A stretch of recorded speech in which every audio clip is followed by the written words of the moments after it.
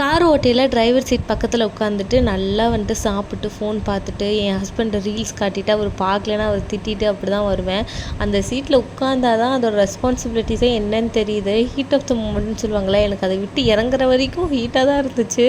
அவ்வளோ ஒரு டென்ஷன் எனக்கு.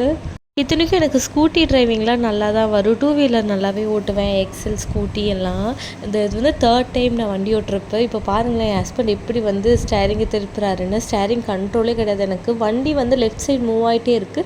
அது மூவ் ஆகிறது என்னால் ஃபீல் பண்ணவே முடியல. நான் நேராக தான் போதுன்னு நினச்சிட்டு அப்படியே கொண்டு போய் உள்ளே விட்டு சொருகிடுவேன்னு நினைக்கிறேன். அந்த மாதிரி ஓட்டிகிட்டு இருந்தேன்.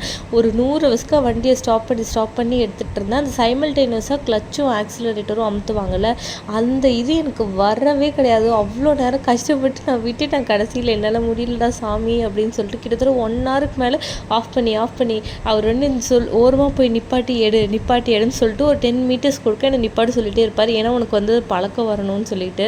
நான் டென்ஷனாக கடைசியில் வேணாம்ப்பா, எனக்கு காரும் ஓட்ட வேணாம், ஒன்றும் வேணாம்னு சொல்லிட்டேன். அவர் இப்போ தான் சொன்னார், இந்த வந்து அவர்ஷன் இருக்கக்கூடாது, நல்லா ஓட்டி பழகணும், ப்ராக்டிஸ் பண்ணால் எல்லாம் சரியாயிரும். நானே என்னை தேத்திக்கிட்டேன். அப்படியே நம்ம டிரைவிங் எக்ஸ்பீரியன்ஸ் பற்றியும் ஷேர் பண்ணுங்கள். இன்னொரு ஷர்ட்ஸில் பார்க்கலாம். பாய்.